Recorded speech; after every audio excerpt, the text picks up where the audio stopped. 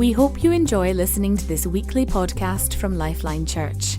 Find out more by visiting lifelinechurch.co.uk. So we are about to launch into a Kings series. This is episode 1. So what I'm going to do today is kind of outline a few things. We're going to talk about... let's see if I can turn this on. It's on. There we go. So I'm going to talk a little bit about the series.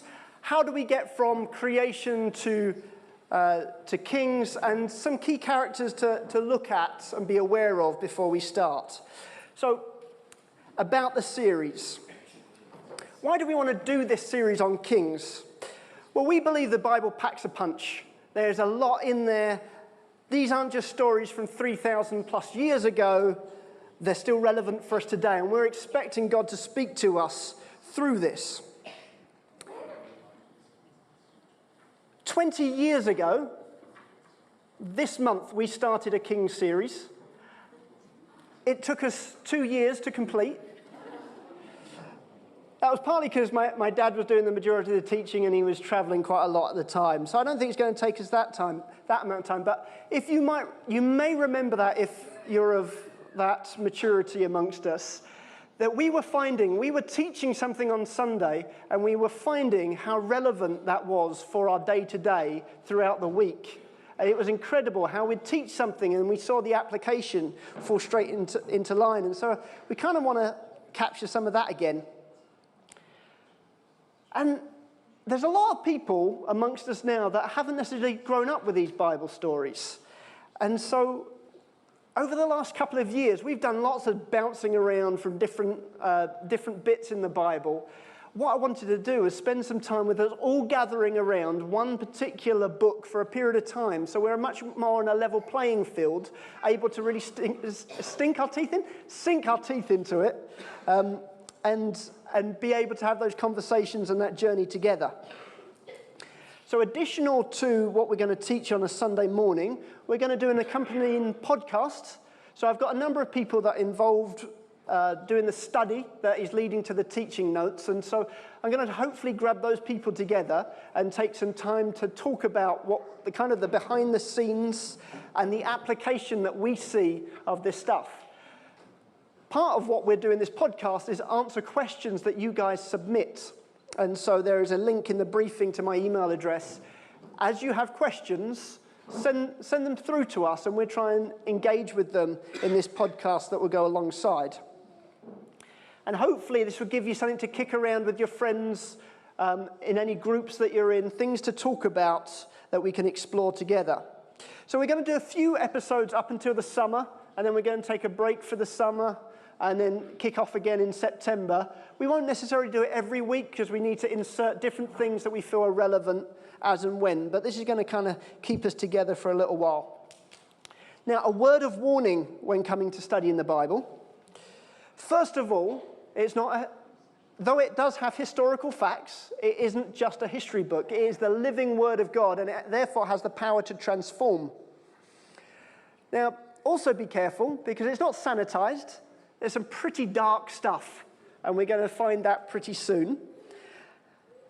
It's not really there for your approval. It's not there to suit our cultural disposition. Every culture and every generation that has existed has been offended by something in the Bible. I hope you will also be offended at something that we read and see, because there's something about us being realigned to what God is saying to us. And just because the Bible reports something doesn't mean it condones everything that is there. So just because it's not specifically denounced does not mean that God was happy with what actually happened. Don't expect to find a hero. There weren't many heroes in the Bible. In fact, if you look at the Bible to think, who am I meant to copy? You will be quite disappointed at the characters that you see. Because the real story of the Bible is the faithfulness of God to stick by faithless humans. So God is the hero. That's who we have to look to in this. We also won't explore every single bunny trail. I remember studying once with a guy called Davy Kopp, and I went to his office, which was like a library. It had bookshelves covering every single wall, filled with books that were all commenting on the Bible. That one book has inspired all of these other books. There are many different bunny trails that we can go down. We don't have a hope of exploring them all. So we're trying not just to do an isolated study of Kings, but we're trying to work out what is God saying to this particular people at this particular time. So we take that stuff in context. So there you go. That's a little bit about the series. Now, how do we arrive at Kings? Now, I've got a little Prezi for us on this one. It's a different type of presentation. So I wanted to just get us a bit into context. How do we get... Oh, that's gone a bit faster than I wanted to. Right. So here are the key steps in the journey to get us to where we are. So this is a bit of the history lesson for today. So if you didn't like history, I'm very sorry. That's the next little section. But hopefully it will help run a thread through what we're getting to. So the first book of the Bible, we open it with Genesis and creation. So let's have a little look at creation. So God made everything. If you claim to be the best artist, no one will ever know that you're actually telling the truth unless you create something. And then they can look at what you've created and think, wow, you are the best artist. That's where I need to go to if I want to know what an artist should be like. So God created stuff. He started expressing himself through his creation. He made the heavens, the earth, all the planets, these things that we gaze at and write poems about. He created it. He thought it up. All animals, all creepy things, everything, he worked on that. And then he made humanity. And he created man and woman, and he invited them into a relationship that he already had as the three expressions of God, the Father, the Son, and the Spirit. There was already a community in God right before anything was created. So he created mankind, and he said, come be part of this community. That's God's heart, and that runs across the whole of the Bible, his desire to invite us into communion with him. So God created what he did to display what he's like. The Bible talks about that for his glory. Glory is when your attributes are on display. So God wanted to show everyone what he's like because he is the answer to everything. And I've talked about this before. If you're out at a restaurant with a friend that's a doctor, and then someone on the next table starts choking, and their loved ones scream, help, is someone here a doctor? And your friend says, I don't want to big myself up. No. Anyone could do this. No, that's not modesty, that's malpractice.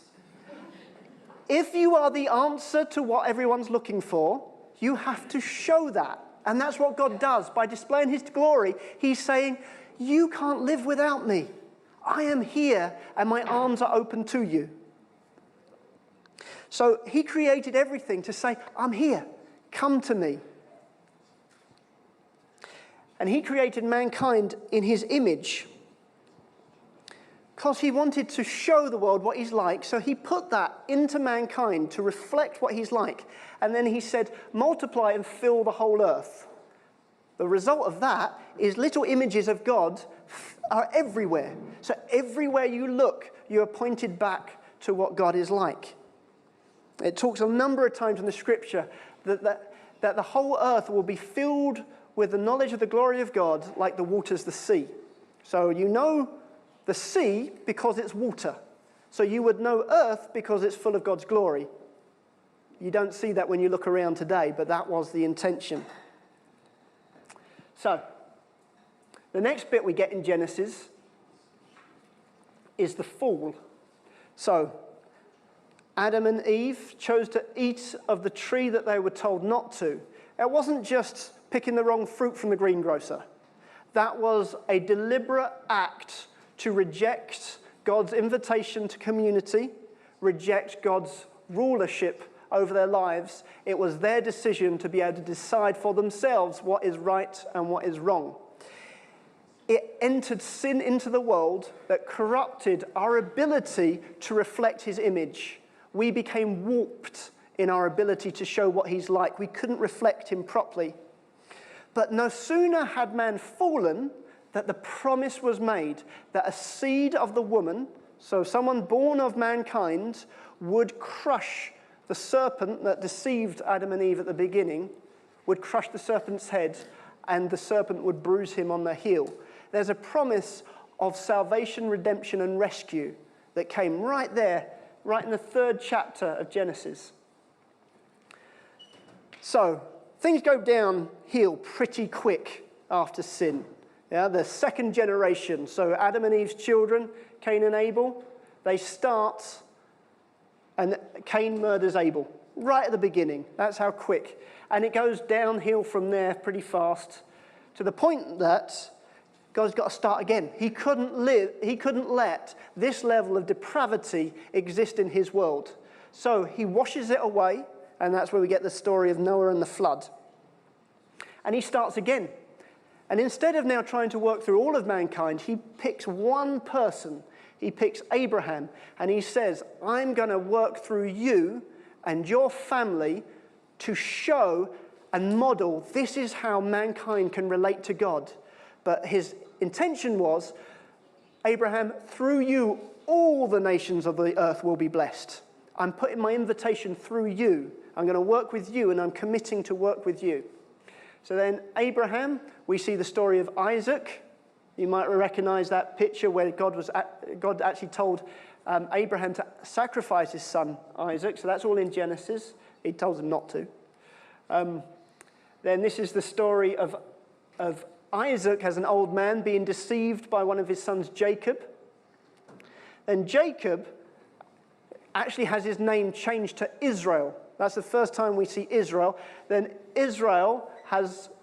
Jacob has 12 sons, and we get to begin to think, children of Israel. So now whenever you see the Bible talk about children of Israel, this is we're beginning to move into the family that he promised to work with. The second to last son was Joseph. Joseph was the one that ended up in Egypt during a famine and managed to create a system to save that whole region by providing food. And the whole of Israel's family moved into Egypt. So that's how we get to the end of Exodus. End of Genesis. Takes us to Exodus. Exodus, we also get, because it's the story of Moses, we get Leviticus, Numbers, and Deuteronomy all in this kind of section. So, 400 years after Joseph, Israel has grown into a big people group. And you've now got a Pharaoh that doesn't know Joseph, who's now in charge. And they end up enslaving all of Israel within Egypt. And so God elects Moses, by the story of the burning bush, to say, you're going to go and set my people free. So he goes to Pharaoh. God does all of these signs called plagues as a way of showing God means business now about liberating his people. Eventually he says yes. Moses leads the people out, including the crossing of the Red Sea. Now once he's got his people, this is again Abraham's sons, all into the wilderness, God gives a couple more invitations. First, he gives the invitation by descending on Mount Sinai, and he's saying, I want you to know that you are my people and I am your God. He's inviting them into that covenant again. The people reject it. They say, no, we're too afraid to come close to God. Let Moses just be our intermediary for us. So they reject the invitation. You also get the opportunity where he's saying, okay, now I'm going to establish you in the land that I promised, the land called Canaan, which is referred to as the promised land. And so they send out some spies to see the land, and the 12 spies come back. 2 of them say, yes, we can do it. The other 10 say, no, the giants in the land, we can't do it. And so the people reject the invitation to take the land and even threaten to stone Moses and the other leaders because of that. So, the focus then for the rest of that section is just raising up the next generation. Moses gives another speech to the children of those that were brought out of Egypt, because all of that first generation that was in Egypt died out because they weren't willing to accept the invitation. So Moses raises up the next generation, takes them to the border to the promised land, and then Moses dies. So we get to Joshua. So Joshua leads the next generation into the land. They cross the Jordan. They have the battle over Jericho, a whole bunch of different stories as they're beginning to take the land that they were promised. But crucially, they didn't take all of it. So, after Joshua, we're introduced to judges. Now, they're not the judges that sit behind a bar like we would know. They are mighty warriors that God raises up at different times. But because they didn't secure the land like they were told to do, it meant they were vulnerable to oppositions coming in. And because they didn't hold to the promises that they'd made to God, their sin allowed them to fall into oppression. So they would cry out to God, and God would raise up a mighty warrior to rescue them. Judges is a really weird book, really crazy stuff. You see people like Deborah and her being a warrior prophet and judge leading people into battle. You get the story of Gideon in there. You even get Samson, who's one of the most despicable people in the world, but God still uses him in mighty ways. So, after Judges, the last judge that we hear is Samuel. He was the last leader. He was also recognized as a prophet. During Samuel's reign, the people demand a king. They say, all these other countries around us, they've got a king. We don't want judges. We don't want God as our leader. We want a proper judge, a proper king. And we begin to move from a bunch of tribes to a nation, the nation of Israel. The first king we see is Saul. So I talked a bit about Saul the other week. Saul was a fascinating character. Right from his coronation, he hid from his own coronation. He did well right at the beginning and brought a big victory over the Ammonites. But then after that, fear of man took over, and he actually started doing things that he was told not to do because he wanted to get people's approval. Samuel came and told him, no, you can't do this. God's going to reject you. And Saul actually grabs his robe and tears it in two as he's trying to stop him leaving. Samuel turns around to him and says, in the same way that you've torn my robe, God will tear the kingdom away from you. He's going to raise someone else up. And so we see that someone else actually being David. And Saul became jealous and mad and tried to kill him. And eventually Saul falls on his own sword in battle at the end of the first book of Samuel. So overlapping with Saul, we see David. So we know the story of David and Goliath. He'd been anointed by Samuel, has some success here and in other battles. But because Saul went crazy, tried to kill him, he had to flee to the wilderness, and he was living out there. But he became a rallying point for all of these other men that were also outlaws of Saul. They became his mighty men. During that time, Saul was hunting him in the caves, and he went to do a dump in the cave. And while he was there, David was able to cut a bit of his robe off to show that I could have killed you, but I meant you no harm. David saw the return of the ark to the center of the leadership in Jerusalem. But and at that, just after that, God makes a promise with him, similar to he made with Abraham, that I'm going to keep one of your sons on the throne at all points. And that's where we begin to see this idea of the Messiah coming out of the line of David. And you see that Jesus was actually in David's genealogy. But then this is where David really messes up. So he's on his rooftop and he spies this woman called Bathsheba who is bathing on a rooftop.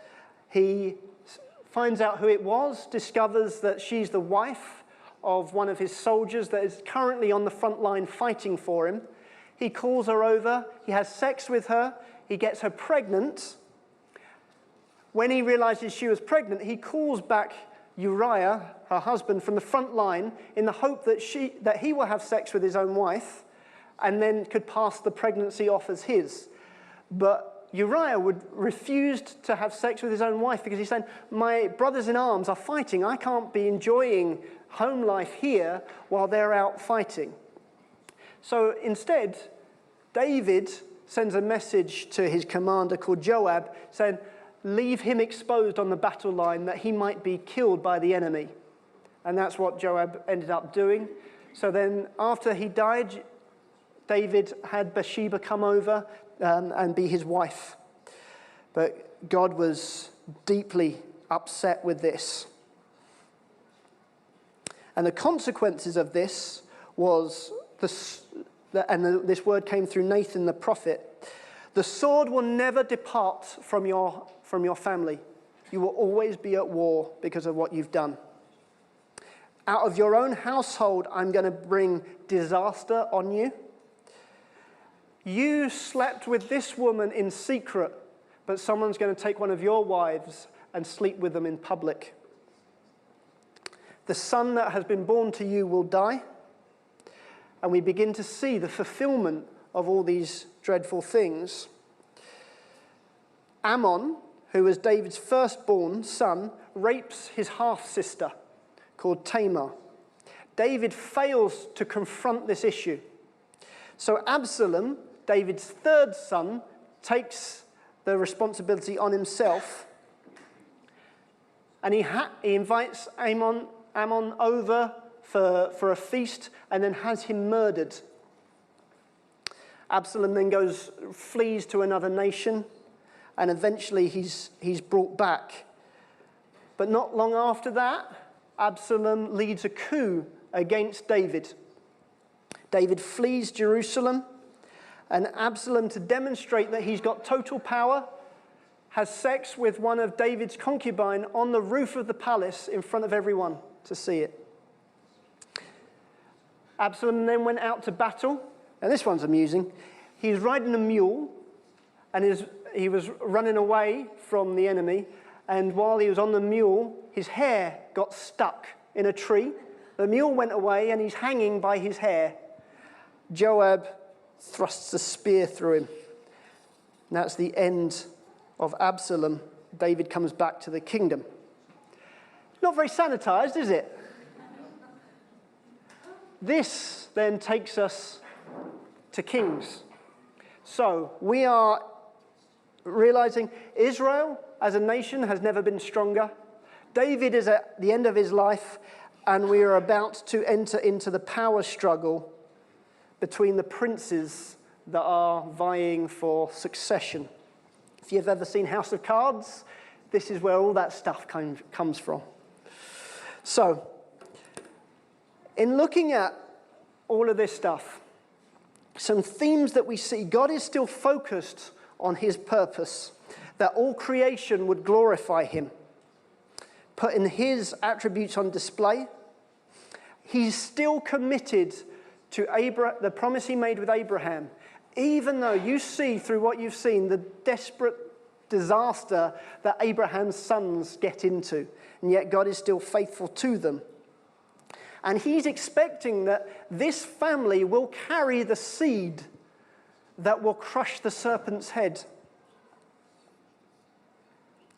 So, hopefully that's been helpful to understand how that stuff all fits together. This stuff will be available for you if you ever want to look at it again. Right, if we can jump back to the PowerPoint. Now, I want to give you a little heads up now on some of the key characters you're gonna be introduced to, because the writer of Kings assumes you already know them, okay? But it can be a little bit overwhelming. So here's kind of about 9 characters I wanted to give you a quick heads up for. And these kind of feature in the first 2 chapters. So, David. So we know a lot about David already. He was the king at this time. He'd reigned for 40 years. He had 8 wives, plus a whole bunch of concubines, and about 19 sons, give or take. He's pretty old at this point. This is Bathsheba. So she was David's wife. She was originally married to Uriah, who David got her pregnant and had her husband murdered so that he could marry her.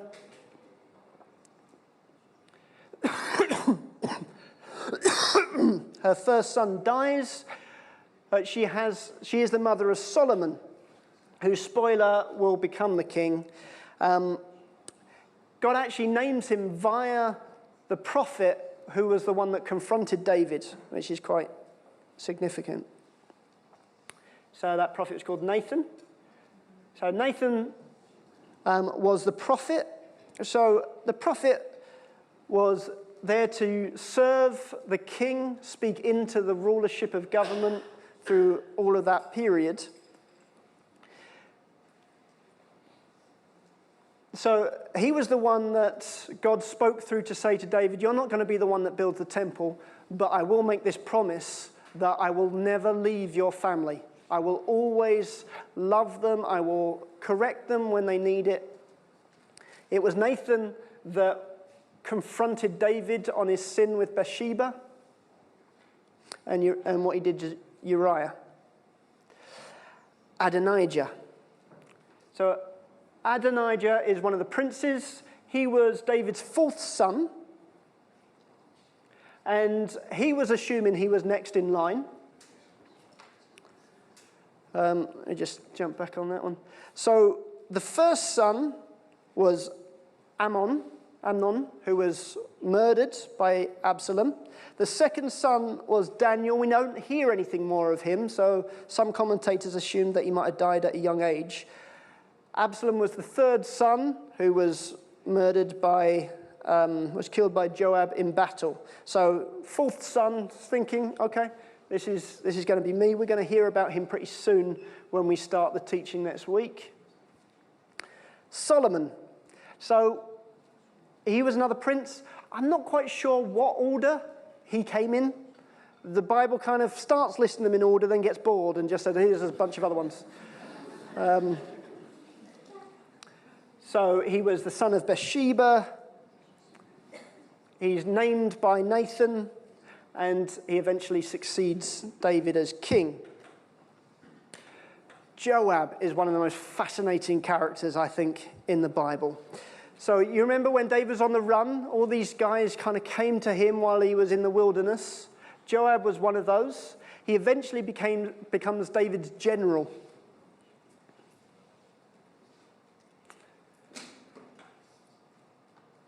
He was pretty ruthless. So he murdered Abner.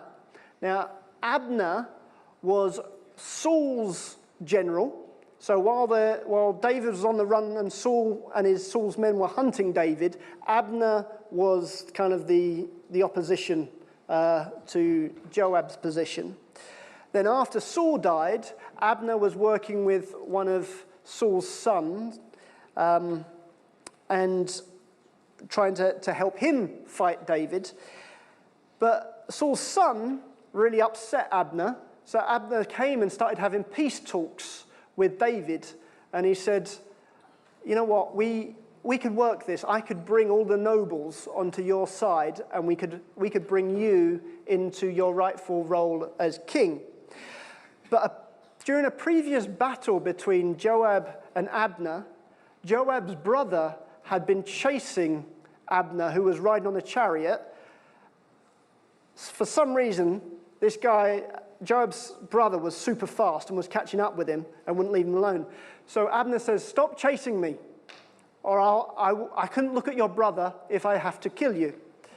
But he doesn't stop. So he thrusts the butt end of the spear through Joab's brother and kills him. Joab doesn't take to this very well, and he harbors this bitterness towards Abner. So when he hears that David has been having these peace talks with Abner, he's saying, "What are you doing? You had him in your hands and you didn't dispatch him." And David's saying, "No, we're working on something here." So Joab goes and says, "Oh, Abner, let's have a little conversation together." When he comes close to him, he kills him. He stabs him, and he takes out Abner. That really upset David, because David thought this was going to be the end of the war. But David couldn't do anything about it because he's saying, "Joab's got too much power. I can't sort this out right now." Store that in your brain, because that will be useful when you get into Kings. So as you heard, David conspired with Joab to kill Uriah. So he sent a letter to Joab through the hand of Uriah. So when Uriah wouldn't sleep with Bathsheba and went back to the front line, David said, "Oh, just take this letter for me and give it to Joab the general." Little did he know that he was handing his own death warrant over to Joab, who then obliged. It was actually Joab that brought Absalom back from hiding, or back from exile, to reconnect with David. And it was then actually Joab that killed Absalom in battle. Joab later murders Amasa, who David had put in charge over top because he wasn't happy with Joab, so he put this other guy up top as general. So then Joab murders him as well.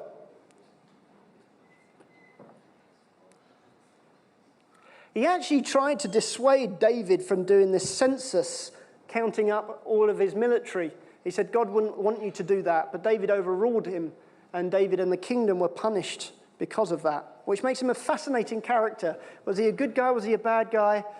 Did he have any good bits, any bad bits?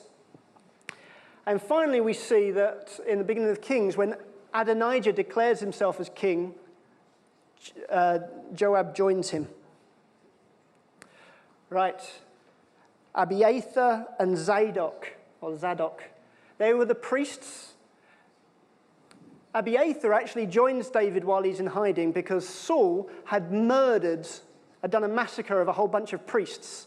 Abiathar was one of the ones that escaped and came and served David. And he served David while he was in the wilderness, and Zadok also appeared there. And then once David ascended to the throne, they continued to serve him there. When David fled Jerusalem because of Absalom's coup, he actually tried to bring the ark out towards David. And David said, no, I'm not going to use the ark as my good luck charm. Leave the ark in Jerusalem, but go back and be a spy for me. And they were spies for David, letting him know what was going on.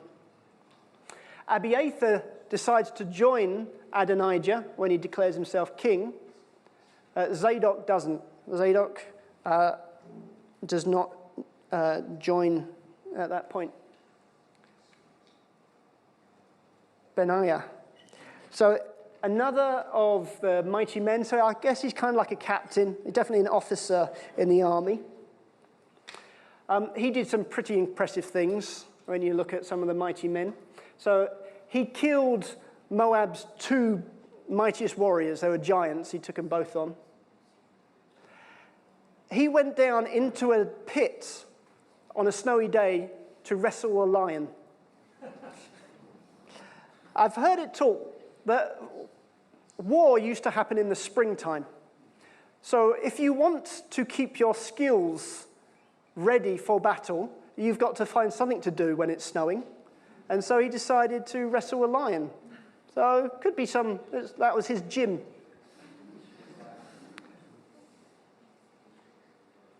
The Moab's warriors that he killed weren't giants. The Egyptian was a giant, and he killed him with the Egyptian's own spear. So he was pretty badass. He served under Joab. He had a particular group that he was responsible for, and he chose not to join Adonijah. So, that was your history lesson. You are now all set up for episode 2 of the King's Study, which will be open in the book, and we'll begin to work through verse by verse and see what God says to us during that time. I was trying to think, what response do I offer you coming out of this? I think God shows his faithfulness to remain by very unfaithful people. It's not down to our ability to live up to what God wants. And that's something that I just give God thanks for. Thank you for not requiring perfection, because I've never lived up to that.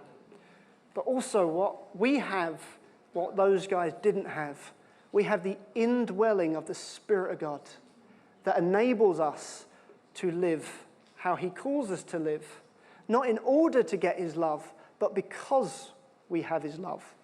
So if there's any response that I could think of, thank you, God, that you have been faithful and that you offer us something to live by today. And we can continue to be part of your purpose on earth, which is to display what you are like, because you are the answer that this desperate, dying world is looking for. James.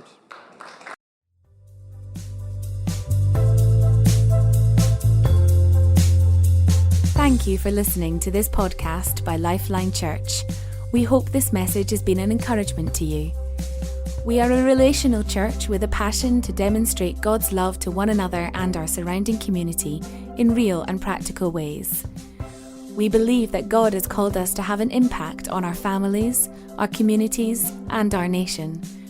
We'd love to connect further with you, so please do visit our website at lifelinechurch.co.uk, on Facebook, lifeline.church.uk, or Twitter at LifelineUK.